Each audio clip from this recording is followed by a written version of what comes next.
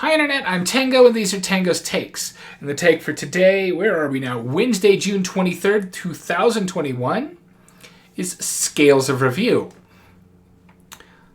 What do I mean by a scale of review?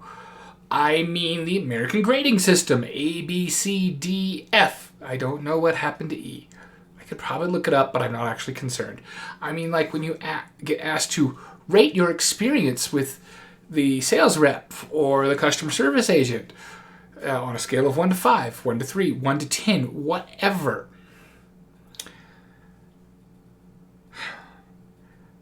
Scales of review are horribly misused, at least in this country. I can't speak to the rest of the world, but I know they're misused in the United States. Let's take a look at the grading system of A, B, C, D, F. Believe it or not, that breaks down into a 100-point range. Most places I lived, 69 or below is failing. And the other point, like 69 or below, like that doesn't break it.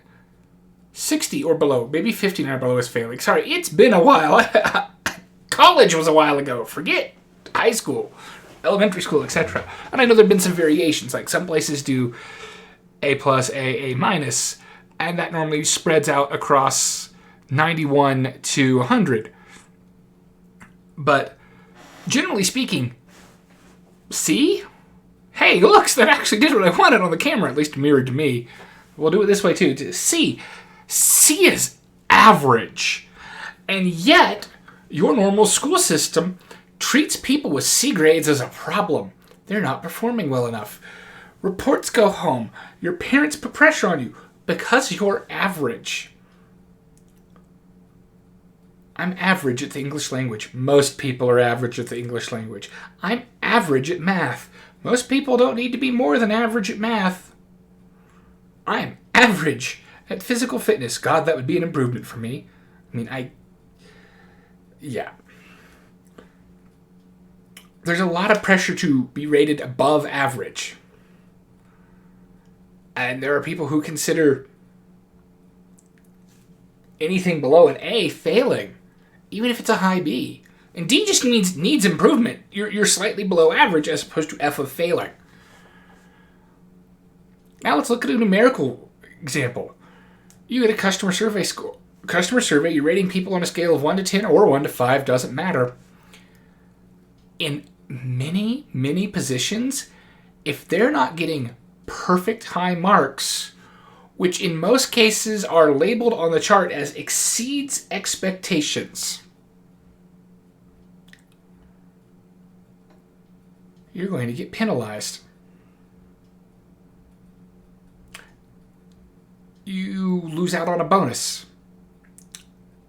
Oh no, my average score is 7 out of 10. I'm not eligible for promotion. But 5 would logically be the average. 5 is doing everything you need to do. 5 would be meeting expectations. Or 3 on a 5-point scale. We misuse and abuse our scales of review in the United States. And like I said, I don't know if that extends to the rest of the world. But the next time you take one of these surveys, consider the potential impact on the person it goes to. And the next time you are in a position to develop one of these surveys, I want you to consider what standard you are setting as acceptable to your people and what stress that's going to put on them. If you're going to tell people that, hey, the goal is 5 out of 10 and 5 is acceptable, great, so long as you stand behind that. But if you tell people they get 10 out of 10 on every survey and multiple questions, no one is perfect. And there should not be a penalty for not being perfect. The penalty should be for not being good enough. And whatever average is, tried to burp, should be good enough to get the job done. Stay safe and healthy out there, and I'll catch you all next time.